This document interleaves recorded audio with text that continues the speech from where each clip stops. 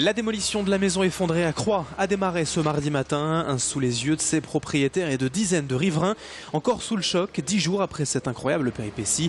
Pour rappel, après des travaux de terrassement sur le terrain voisin, un pignon entier de cette maison s'est effondré sur lui-même, ne laissant alors qu'un champ de ruines et de désolation à ses habitants.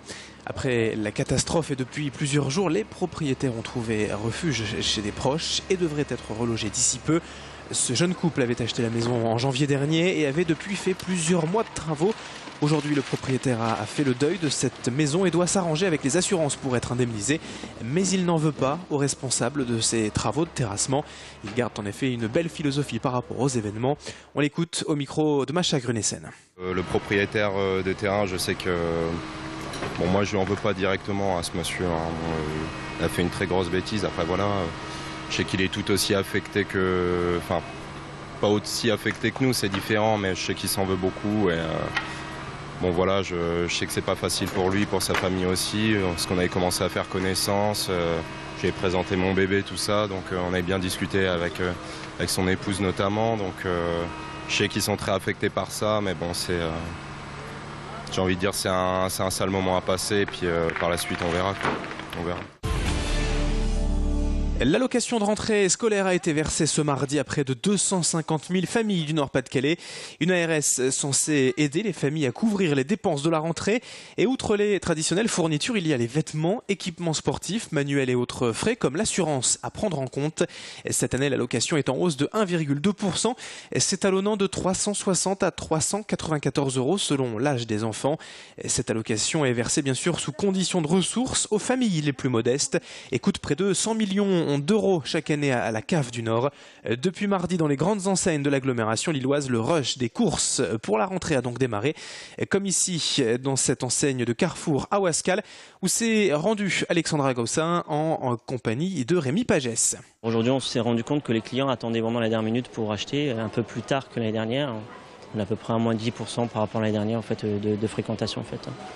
Donc là, on sent les gens revenir et commencer à la rentrée des classes depuis le début de semaine. En fait. J'essaie de prendre dans les trucs les moins chers. Puis bon, bah, après, elle regarde si ça lui plaît ou pas. Quoi. Mais toujours dans les prix raisonnables. Bah, je regarde le prix, est-ce qu'il est cher ou pas cher? Moi, je regarde les prix et lui, il regarde ce qui l'intéresse et on essaie de se trouver un commun accord. Donc de temps en temps, on lâche, on fait plaisir et puis de temps en temps, on se rappelle à la raison. Souvenez-vous, il y a plusieurs semaines, mi-juillet, on vous parlait de ce collectif d'institutrices de la région, les 49 lauréats reçus à l'examen de professeurs des écoles, mais pour qui il n'y avait en fait pas de poste disponible dans le Nord. Un concours en forme de rêve pour être enfin titularisé, mais qui s'est vite transformé en cauchemar, car les postes proposés étaient en fait dispersés dans toute la France. Ce mardi, les 49 institutrices en question avaient donc rendez-vous à la direction de l'enseignement catholique de Lille pour trouver une solution, et la plupart des demandes ont été satisfaites, mais dans la région. D'autres pourraient d'ailleurs suivre d'ici les prochains jours. Notez tout de même que certains de ces postes ne sont qu'à mi-temps, voire quart-temps. C'est un soulagement à l'arrivée pour ces instituts, même si d'autres problèmes d'organisation personnelle les attendent désormais. On écoute les explications recueillies par Alexandra Gossin. Soulagée mais très inquiète, puisque mon poste est très très loin de chez moi. Donc je ne sais pas comment la vie de famille va s'organiser. C'est bon, déjà un soulagement de retourner dans le Nord, mais aussi maintenant une grosse inquiétude par rapport à la vie de famille. Nous avons aujourd'hui une liste de 10 personnes qui sont nommées sur le territoire national. Ça veut dire que nous avons récupéré 41 lauréats de concours ou d'examens professionnalisés à ce jour, ce soir. Les jours qui suivent, on risque de récupérer encore quelques postes. Et nous avons espoir de rappeler encore quelques lauréats pour leur proposer un poste. Plus de 9000 enfants nordistes ont pris la route du parc Astérix ce mercredi matin. Une initiative du Secours populaire du Nord qui, comme chaque année, organise un voyage pour ces enfants démunis. Une journée de rêve, de détente, loin des soucis du quotidien et surtout un air de vacances pour tous ces jeunes dont la plupart ne sont pas partis cet été.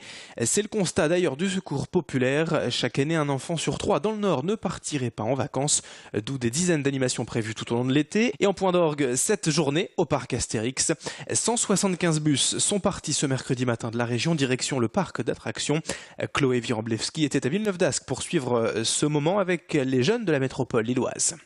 Disons que c'est clair, quoi. Et sinon, en temps ordinaire, déjà il y a leur voiture. Après, par rapport au niveau du transport, c'est pareil. Comme j'ai une petite voiture actuellement, voire par moment, j'en ai pas. Donc avec les enfants, c'est quand même plus facile d'y aller en bus et profiter justement jusqu'au Populaire pour y aller, qu'il y aller en voiture là-bas, puis dépenser de l'essence. Puis au niveau des tarifications, c'est pas les mêmes non plus, quoi. De s'amuser, même pour les enfants et tout, de s'amuser, sortir. Parce qu'il y en a qui n'ont pas les moyens d'y aller au parc et je trouve que ça va être une journée formidable, quoi.